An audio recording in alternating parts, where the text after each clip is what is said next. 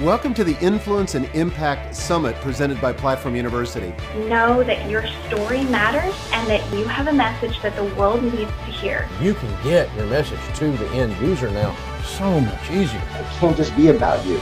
Influence is about others. And again, it all goes down to serving your audience and making a true, real connection with them. Hi, I'm Michael Hyatt. Welcome to the Influence and Impact Summit presented by Platform University. I am so excited. Last but not least, my favorite guest of the entire summit is my beautiful wife, Gail. Gail is the most consistently positive and encouraging person I've ever met.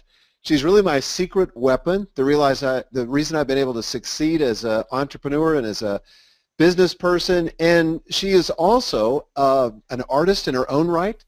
She is kind of the reason why our 5 daughters have become the amazing, influential women they are. And I've invited her here today to talk about what it means to support somebody who has growing influence and impact while at the same time wanting to have your own influence and impact. So Gail, welcome to the summit. Well, I'm excited to be here. I can't believe that I'm here. Somehow you talked me into this. I don't know how, but you succeeded. I know. I think I made the announcement on Periscope, and I left you no option. I hated to coerce you, but I know I had a weak moment. I think I typed in the word sure. When you said, you want to be on the summit? I said, sure. What was I thinking? So here you are. Your positive and encouraging self. Yeah. Well, let's start at the very beginning. Let's start at the beginning of our story. So take the people back 37 years to when Mr. and Mrs. Michael Hyatt began. Well, we were seniors in college at Baylor University, and we actually met, I'm not exactly sure where we met. Did we meet at just a campus function? Was that the first time? Yeah, we met at a couple's house for a church thing for college students. So, yeah, and we discovered that we went to the same church together, and we were involved with the college kids there at that church, and you were leading a Sunday school class there, and one thing I noticed about you was that you were very respected among the leadership of the church, and even though you were a college student, you were treated just about like anybody that might have been on the staff of that church or whatever, and so that kind of caught my attention. And then I noticed that you had a Sunday school starting in September that year, and it was a very exclusive class. It wasn't like a typical college Sunday school class. It was limited to 12 people, and the people who decided to go had to sign up and commit to doing homework. Who ever heard of that, for Sunday school? And but I was just really intrigued by you, and so I was maybe the first one to sign up. I was the only girl in the class, and loved it. And then, gosh, I don't know. We just hung out a lot. I love the fact that you played the guitar. That's definitely a chick magnet for a college student. And overall, as we knew that this relationship was going somewhere, I think the thing that really pulled me to you and attracted me to you was your integrity and your commitment to excellence and your commitment to living honorably. And so I knew that whatever you decided to do with your future, and at that time I don't even think you had a job, I knew that you would succeed at it. If you were a businessman, if you were a missionary in Africa, if you were a I don't know what other possibilities there were, but I just felt deep down in my core that I could trust you with my life, and that was the key thing for me. That was awesome. Well, so we began our journey together. We were young. I think we were about 24 at the time, and it hasn't been all sunshine and roses. We had kids fairly quickly. At one point, we had 5 daughters under the age of 10. So talk a little bit about what that was like. As I was, you're trying to raise these girls. I'm got a demanding job, and what was that like? Both the good, the bad, and the ugly. It was really hard, actually. It was really hard. you were, because of the things that attracted me to you in the first place, the fact that you were a very hard worker, you had an amazing work ethic, and you were committed to excellence and just doing the best at whatever you had been asked to do. The good side of that was, obviously, I had a lot of security in our future and things like that. The bad side of that would be that sometimes you would get to the office at 6 o'clock in the morning, or maybe 7 at the latest, but a lot of times you got there at 6 o'clock in the morning so you could get a good couple hours of work in before anybody else showed up. And then, of course, this was when you worked at Word Publishing, and I think you were in the marketing department, there are many days that you wouldn't come home till 8 o'clock at night. And so those were actually kind of lonely days for me, and really, really hard days. And I think I was also attempting to do homeschooling during part of that time, and that was really, really tough. And I didn't have my in-laws living in the town, neither your parents nor my parents. They lived in California at the time, so I didn't really have a lot of support, and it was rough. It was rough. It was, a lot of wonderful things, but in some regards it was kind of like being a single parent. Yeah, I wish, if I could go back and do some of those things over, I would love to do that. I mean, it's a miracle, really, our marriage survived. Why do you think, why did you stick in that in our marriage, even though you were lonely, you felt perhaps, this is my word, not yours, abandoned, and with all this responsibility? I think I loved you. That's the main thing. I mean, my love for you never waned. And I had so much trust in you. And I think the good part of what we had was communication. We always talked. And we never went to bed without dealing with some conflict that we had. I remember Gary Smalley, who, by the way, if you know who he is, he and his wife are who put us together, who matchmaked us, if that's the right word, and he performed our wedding. So they had a real integral part in our life. But I remember him talking about when couples have this tension and their toes don't even touch, when they're in bed together, it's like, ugh. And we were really, really good about talking it through and not going to bed really angry at each other. It might have been harder some days than others, but we really were committed to that and talking things out. And I think that's a big secret to why we're so close. Okay, so I'm afraid to ask you this question, but I'm going to ask you anyway. So do you think that over time I got better in terms of spending more time with the family and but getting more balance in my life? Absolutely. I think a lot of what drove you in those early years was fear, which is kind of something you struggled with a lot, and so you just didn't want to let up. You just and you were driven to succeed and to excel, and what's the right word? Rise up or something in terms of leadership and things like that. But I do think that absolutely, I think what happened is that one of the values that you and I both share has to do with learning and growth. And so we always, since maybe even before we were married, we've always been a part of seminars and workshops and taking courses and going to hear speakers and reading books and having book clubs and discussions. I mean, just constantly in our life we have been learning and growing. And so that the focus of what those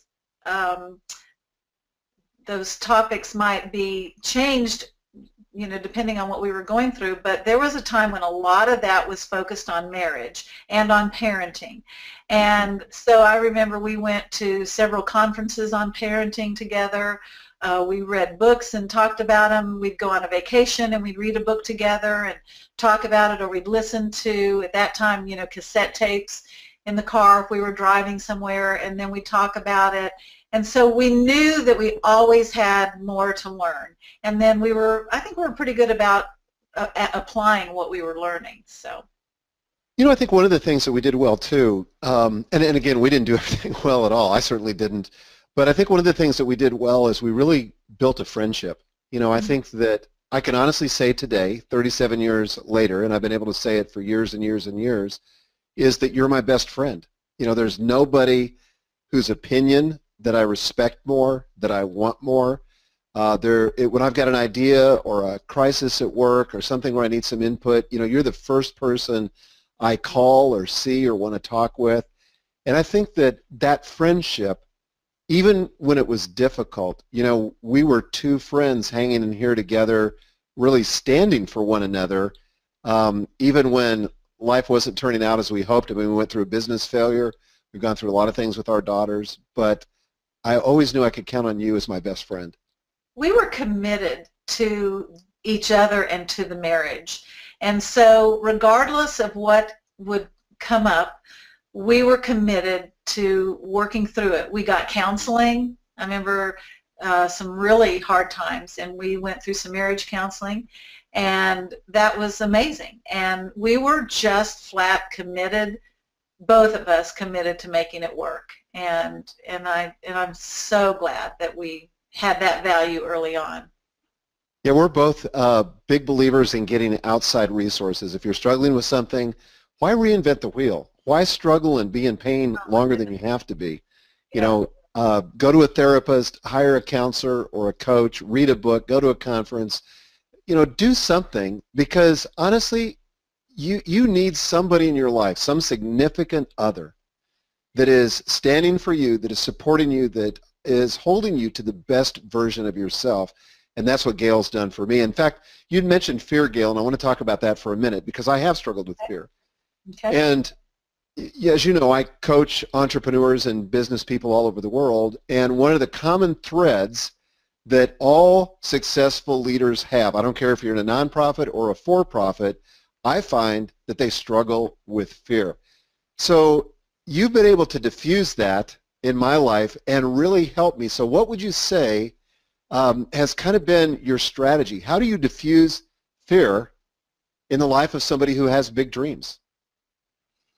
Wow, there's a lot of things that I do because for whatever reason I don't struggle with fear, and I'm just glad for that. I can't take any credit for it. It's just the card I was dealt, and so and maybe in the providence of God that He knew that's what you needed, and so you got me. But I think that there's probably, oh gosh, my mind is just going because there's really so many things. The first thing that's coming to my mind is the whole idea of perspective. And when you are really in a place of fear, either you're being asked to take a risk, you're making a decision to take a risk about something, or you've done something and you aren't sure how it's going to turn out, or something outside of your control is happening that's affecting you in some way. What I have tried to do is give you perspective, and I think I do that in a couple ways. One is that I tell you that you can worry, but just don't worry today. Just wait to worry. You can worry tomorrow. There's nothing wrong with worrying, but just wait to worry. And that's kind of a joke because every day I would say that, so that day never actually comes. But the cool thing about that is that the worst case scenario of whatever we're fearing the most never happens, or at least it rarely ever happens. And even if it does happen, it's not as bad as we think it is. So because we always have the resources that we need to deal with whatever life is giving us. So that would be the first thing, wait to worry. The second thing is helping you to realize that there are certain times in the day when you're the most fearful or the most discouraged and you want to give up or whatever. And a lot of it has to do with that you're not your most resourceful self at that time. So most of the time that happens at night. Your head will hit the pillow and you're saying like, oh, today was awful. I don't know what's going to happen about this or that. And I'm saying to you, you know what? you're not your most resourceful self right now. Let's talk about this in the morning, because you're definitely a morning person, and let's see what we can do with it. And so we kind of put it on hold, and that is amazing, you know, because you're not always taking advantage of all the resources that you have. And then let me see, the third one, whew, I'd have to think about that one. It escaped me, but yeah, anyway. I think one of the thing too is I can think of a third one, and Okay. that is you were always the voice in my life when I was doubting myself, or when I am doubting myself, that says to me, "You've got what it takes." And Yeah. so you're like that reminder in my And I ear. believe that, and I think I really believe it. Regardless of what happens, regardless of how you feel about it, I know that you have whatever it's going to take to get through it. You have what it takes. So let me just summarize that, because I think this is powerful. So you offer perspective. You would tell me to wait, to worry. Mhm. You would tell me to oftentimes just get a good night's sleep, because Get a good night's sleep, go for a run, Yep. you know, get outside, different things. So get in a resourceful place. And sometimes the difference between being resourceful and not being resourceful is a good night's sleep. Yeah, that's right. And then the third thing is just the confidence builder of reminding me that I have what it takes, because it is easy to doubt myself, but when you affirm it out loud, it gives me strength. And what I like to do in that situation is give you very specific examples of times when you thought the world was falling apart and it didn't, or you came up with an idea or brainstormed with someone, whatever happened, and not only did you make it through, but it turned out amazing and made all kinds of other things possible. So I try to think of concrete examples of times when you have gotten through a difficult time. That's good. Let's talk about accountability for a minute. You know, with rising influence and rising commitments, how have you been able to hold me accountable to my most important commitments on the one hand, and set healthy boundaries for yourself, so I just didn't walk all over you and you know, treat you as less than a fully equal partner? Well, that's a hard question to answer, actually, I think, because I think with someone who's driven like you are and who loves what you do so much, that those boundaries can be difficult to put into place, because your recreation, the things that you love, overlap with what you do in work, and they always have. I think one of the things that I learned to do, and it was a little hard because I felt like you should do it, but what I learned to do was take initiative and set aside times when we would either have a meal together. It could even be at McDonald's back in the day. But you and I would get together. We could talk things out. I might even take the initiative to put a vacation on the calendar, or even a weekend away, or things like that, which I kind of wanted you to do. I wanted you to take that initiative, and yet I knew that you weren't being neglectful of me. You were just thinking about other things. You were just busy. And so I somehow got to the place where I said, it's okay if I do it. And so that was really important, because I could impose some boundaries on you, and you were fine to go along with it because you weren't even thinking about it. And whether that meant, okay, by the way, you know, tomorrow night we're going to go watch the kids in a ballet recital or whatever, and it's on the calendar, and you're like, okay, I'll be there. But if it was up to you to do it, it might not get done. So I had to be comfortable with taking the initiative in creating those or putting up some boundaries. Okay, here was the cool thing about how you did that. I never felt like you browbeat me or you were resentful. You didn't make these snide remarks, you know, about the fact that I should be leading in that. You also didn't get hung up on your role or my role. You know, you just saw something that needed to be done. You did it, thank God. By the way, you still do that from time to time. And it's just awesome. I think that's where it's a true partnership. I mean, you saw things that I didn't see, and you took the initiative to make sure they got done, and our marriage is better for it. I think, too, that one of the things that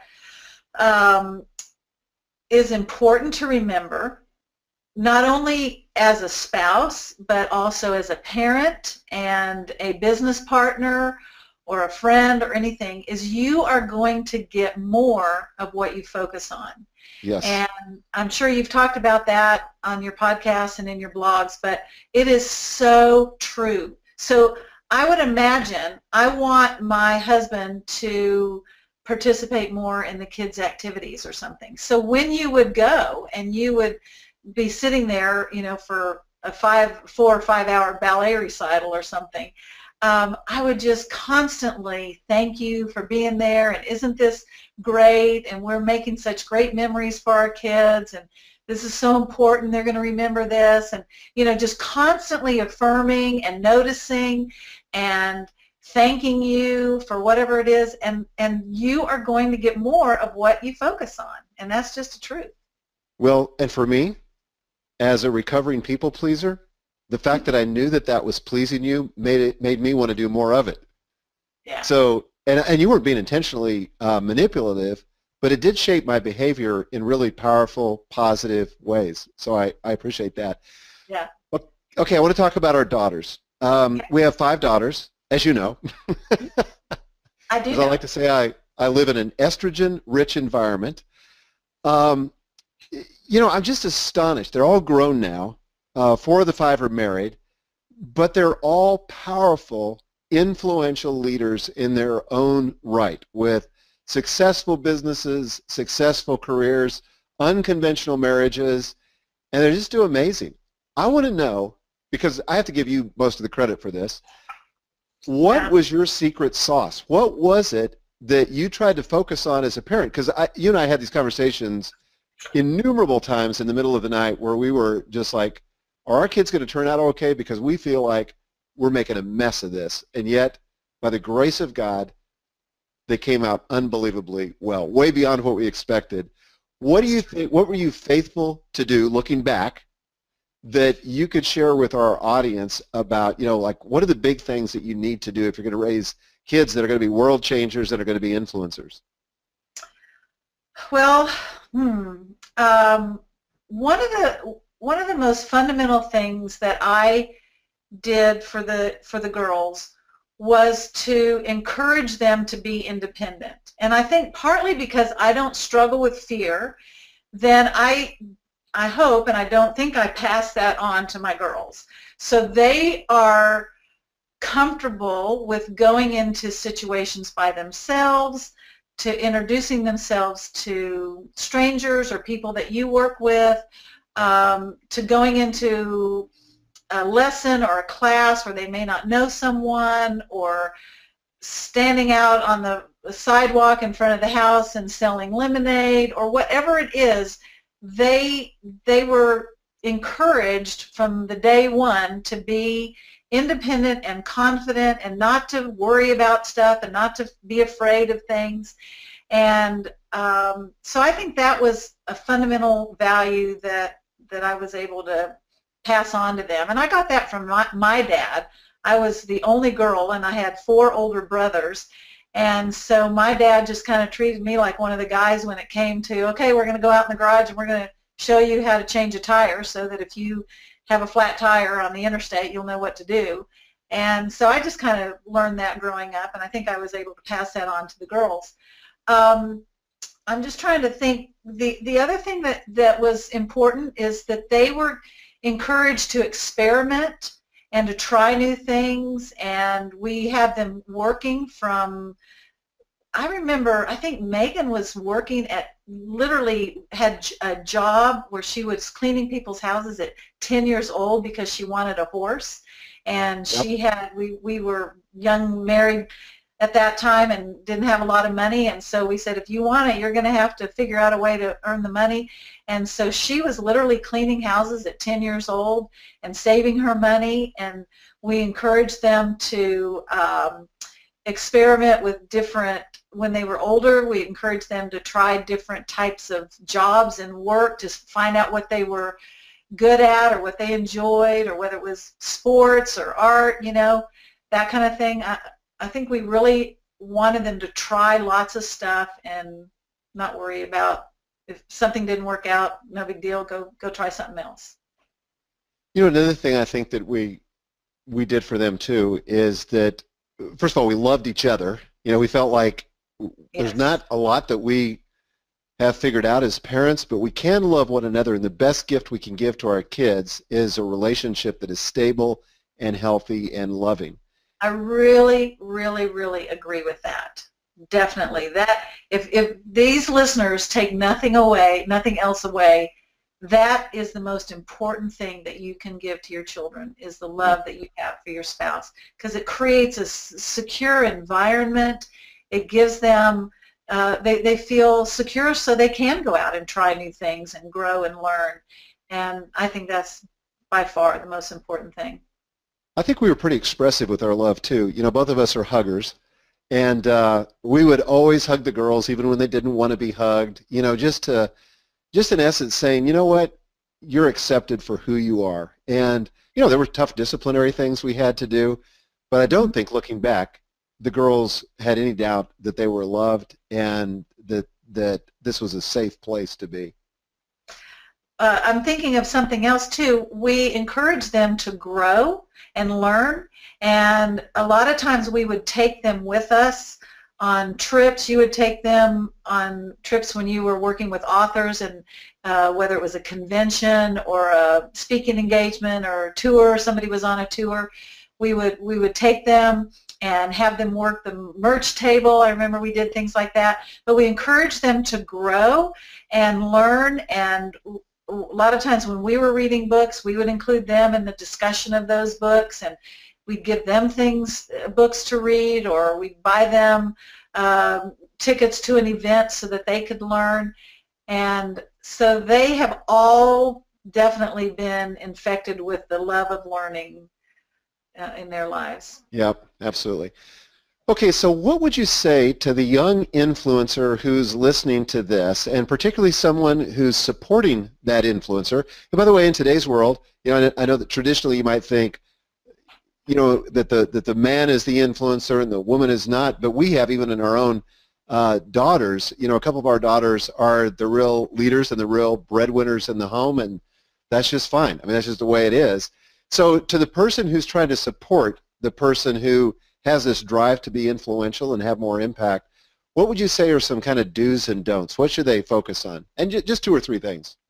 Well, definitely believing in that person and giving them that message, you have what it takes. So that would be very important, and affirming them, being grateful for what they're doing and the sacrifices that they're making, and give them the knowledge that you notice what they're doing, that you see what they're doing, you appreciate what they're doing, because sometimes I think the person who's out there in front leading, or the major breadwinner, can feel that they're carrying all the load. And we could have a whole nother discussion, for that person, but for the supportive person, it's very, very important to let them know that you see what they're doing. Yeah, I like that a lot. Yeah, I'm trying to think if there was something Yeah, that's else. good. I think, as we bring this to a close, because we're just about out of time, I'd love for you to share any parting advice you have for the influencer now.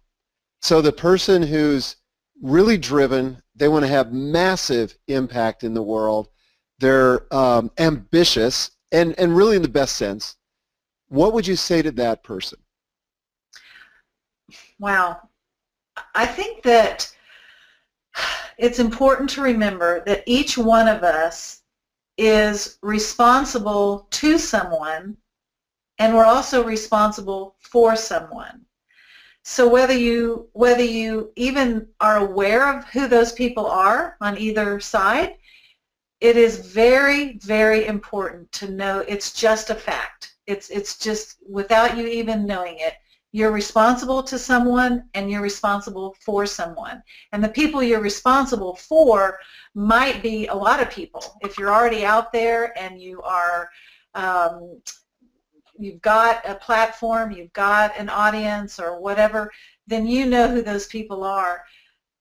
But never to forget why you're doing what you're doing and who you're doing it for. And as we've quoted many, many times, and if people are watching this that know you, we constantly quote the saying that says, people lose their way when they lose their why.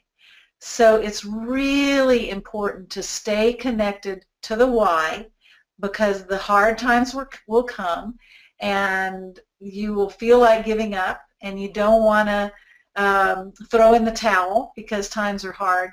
But just reconnect to why you're doing it and who you're doing it for. And I don't know. I think that's good. And also to be in touch with your true self. That the part of that why is because you are being your best self when you're in that situation, and you are expressing your unique self in that situation. That's good. You know, I think one thing I would say to that person too is don't get so caught up in trying to influence the world that you lose your family, that you lose the people that at the end of the day are going to be the people that that you want to influence, that you want to impact, that love you, that have stood with you through thick and thin. And I've witnessed, and Gail's witnessed, leaders that have. They've lost their family, and they might as well have lost the world, because to be influential outside of the home without being influential inside the home is worth precious little. So live with no regrets. Okay, well, Gail, thank you so much. I know this is a little outside of your comfort zone. It's not something you really enjoy doing, but I know that you are really committed to the people who are on this summit and impacting them. So thank you for doing that for the sake of everybody who's been listening. And for those of you who are listening, there's probably somebody out there today, maybe one or two people, friends, people at work, whatever, that need to hear what Gail has to say. And I would just encourage you to share this very session and indeed the entire summit with them. And don't forget, there are share buttons here that make that really easy. We're going to be giving away 3 year-long memberships to Platform University, and the more you share, the more likely you'll be to win one of those memberships. So I would encourage you to do that. And Gail, thank you again so much for joining us today. I love you, honey. You're awesome. I love you too. It's been fun, so now I can relax. Bye-bye. Welcome to the Influence and Impact Summit presented by Platform University. Know that your story matters and that you have a message that the world needs to hear. You can get your message to the end user now so much easier. It can't just be about you. Influence is about others. And again, it all goes down to serving your audience and making a true, real connection with them.